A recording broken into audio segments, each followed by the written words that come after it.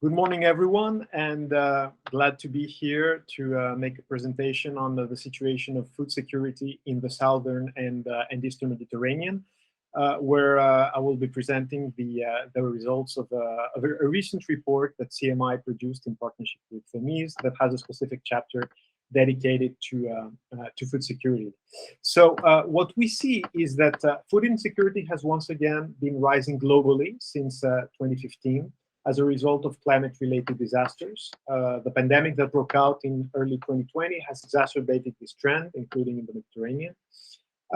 And the South and Eastern Mediterranean, which is, as you know, highly dependent on food and exposed to economic risks, is particularly relevant to our analysis. So, for starters, to be through in the report, we will distinguish two types of food insecurity in two sub-concepts of food security. The first is the national dimension, which reports on food availability and assesses whether countries have enough food to meet the needs of their populations.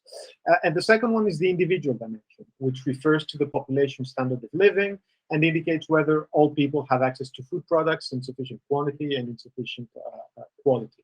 So we thus analyze the food security situation in MED countries by assessing these two dimensions to better understand the key impacts of the COVID crisis on the region. So let's start with the first dimension, the national dimension of food security. What we see is that according to the food availability indicator presented in the first graph, each individual benefits on average from a very satisfactory level of nutrition, which is expressed in kilocalories in the 5 countries of our study.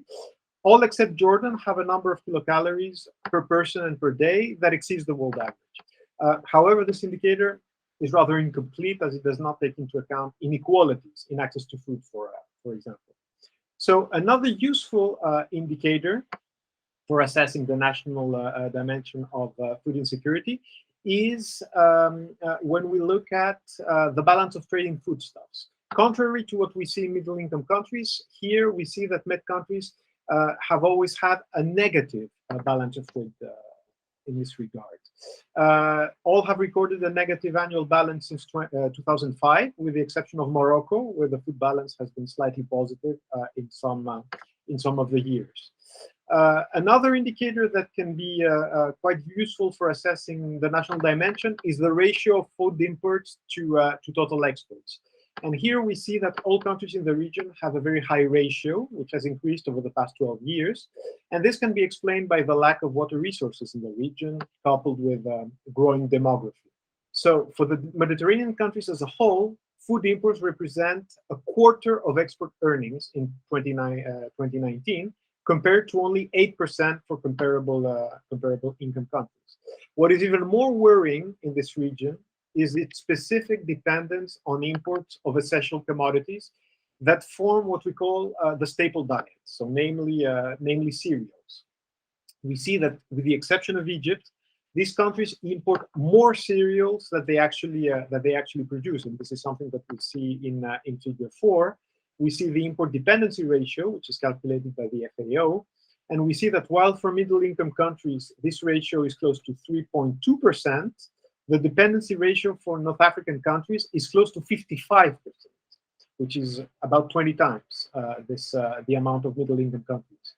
And we see that it is particularly high in Jordan, which basically imports all of its cereals, all of the cereals that it consumes, about 98% of them, followed by Algeria at 76%, followed by then Tunisia, which has a slightly lower rate.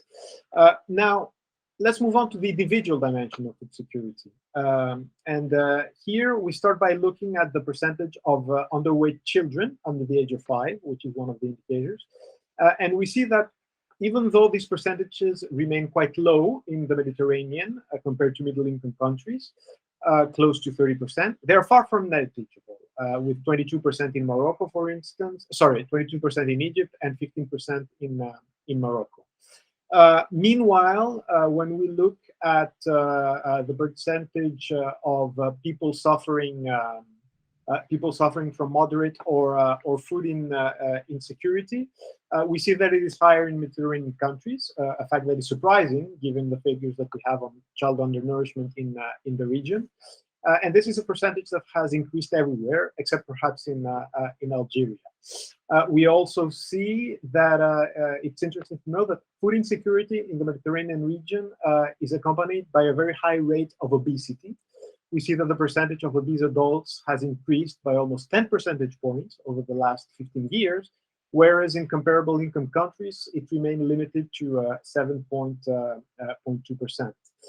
We see that the MENA region has one of the highest prevalences of obesity in the world, and paradoxically, the two countries most affected by child undernourishment or malnutrition and food insecurity have the highest percentage of obesity. These are Jordan and Egypt. So we can say that this concomitance between food insecurity and obesity among the population suggests a problem of dietary balance and the nutritional quality related to the products that are consumed in Mediterranean countries. Moving on to the next slide, we see that for a more complete picture of food security in these countries, analyzing the individual dimension must also take into account the incidence of poverty in these countries. Overall, whatever measure we take, countries in the region have relatively low poverty rates compared to the rest of the world. We see that extreme poverty affected more than 9% of the world population in 2017, and up to 17% in lower middle income countries, whereas it only affected 3.8% of Egyptians, less than 1% of Moroccans, 0.4% of Algerians, and so on.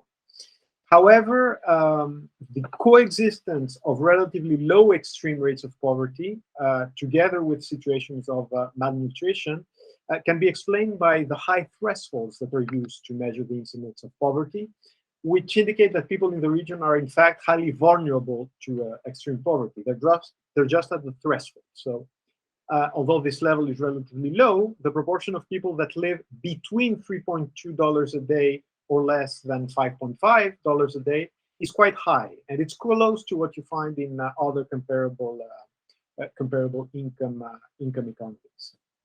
Now, we have looked at the individual dimension. We have looked at the national dimension. What our report does is we look at the risks of weakening food security due to COVID-19, again, through these two lenses, through these two dimensions. With regards to the first, we see that in all regions of the South, we can expect to see a considerable increase in poverty. We found that the people's vulnerability was particularly high, suggesting that a high proportion of people could be pushed into extreme poverty by any adverse effect. And unfortunately, since the report's publication, the war on Ukraine happened, which is such an event, and poverty could therefore affect a large part of the region's population, making it much more difficult for millions of people to gain access to food. And we also have preliminary results of telephone surveys conducted by the World Bank in several MENA countries that had already shown that the pandemic has eroded the purchasing power of the population countries as a whole. In Tunisia, for example, on average, you have 19% of households that consume smaller amounts of foods, and 18% eats less overall. So we may therefore expect to see an increase in malnutrition and a decrease in food quality within the 5 countries on the review. And then when we focus on the national dimension, well, we have seen above that food imports represent a quarter of export earnings, and even more than half for Egypt and Jordan. But with COVID, well, the crisis has reduced, among other things, foreign exchange revenues, which are needed to pay for imports. And this undermines domestic food availability. And this can be aggravated, of course, by the recent war on Ukraine. And it was already feared following COVID that there would be a disruption in supply chains. And above all, as the countries of this zone are heavily dependent on food imports, there has always been the fear of price shocks on international markets, which is what we're actually seeing. So given the situations, we now try to think of what are the best ways to improve food security in the region. Well, number one, producing more by producing better. Basically, we say that food security partially relies upon improving national production. So when it comes to increasing production, the question of expanding the surface area, which is dedicated to agriculture, immediately arises. But of course, before this can be envisaged, the expansion of cities must be brought to a halt, which is often easier said than done. But we do see a growing awareness of this urgent topic. In Morocco, for instance, where a land mapping system has been set up in the agricultural region of Souss-Massa, and more generally, land use plans, where they exist, must be thoroughly enforced. There is need also to extend irrigated land when possible, and we argue that it is even more important to insist on a new model of agriculture that should be promoted, and on establishing the right conditions for the successful implementation and support of programs. So with regards to the agricultural model, we believe that agroecology is to be favored because it's promising in terms of productivity, but also saves limited resources and contributes to the fight against climate change, which is particularly salient here. But you need to promote knowledge, to exchange knowledge, both for farmers and their advisors. So one needs to rethink extension, training systems, and put farmers at the center of the processes. Number two is overcoming poverty, and here the family farming sector in particular should benefit from increased support and recognition. Number three is about improving logistics. So here a recommendation is because logistics can help in the fight against food waste and losses, and represent a true scourge in the region as elsewhere. The subject of storage capacity is particularly relevant to the question of logistics. There have been some efforts regarding storage policies in Algeria, but also in Egypt, which has doubled its capacity during the last 5 years. So this demonstrates that the response to food insecurity can be managed, but it can be managed with international cooperation, because these efforts have been done with the support of other countries such as France, the United Arab Emirates, and so on. Number four is having access to a quality diet. So as seen above, the dietary quality does not seem to be changing for the better. And it's interesting to note that the region actually invented the balanced diet. So a transition back to the Mediterranean diet is something that we recommend. And last but not least, we believe that lots can be achieved through international cooperation. And food security is as much about access as it is about internal food availability and securing external supplies. And here, both Mediterranean cooperation and Euro-Mediterranean cooperation can provide a valuable contribution to food security. So this can be done directly with technological transfers, with scientific and agronomic cooperation, by partially financing rural policies that are required. But one can also think of cooperation between states on a smaller scale, which can be explored, but also with organizations in the agronomic world, such as SIAM, for example, which could be supported as they engage in research, in training, in exchange of good practices in irrigation management, promotion of the Mediterranean diet, and so on.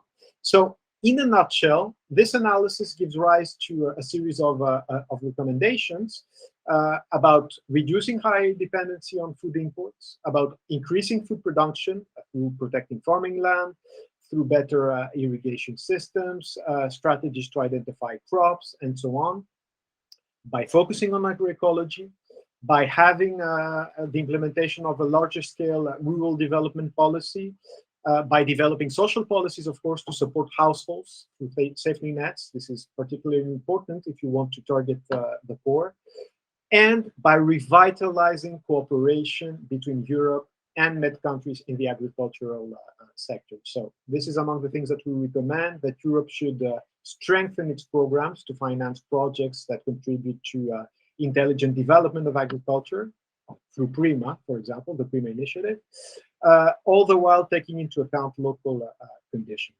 And perhaps a final recommendation towards regional cooperation would be the need to have a real political ambition, especially now during this crucial context, such as by launching a common agricultural program for the region, to have good purchasing policies, a common storage policy, joint research and training programs, exchanges of best practices in agroecology, but also tackling issues related to harmonizing non-tariff measures, etc. So I would say that these recommendations remain fairly general, and it would be, of course, useful to undertake additional analysis, such as targeted studies on these issues. And an important topic, which could also be the subject of further work, concerns the development of agri-food value chains between countries in the region. Can we identify those that are already established? Are there opportunities to develop them? And how can we do that concretely? So overall, I would say that this work opens up broad areas of analysis on which it will be useful to conduct further work. And of course, we believe that the best way to do it would be to do it cooperatively. Thank you very much for your attention.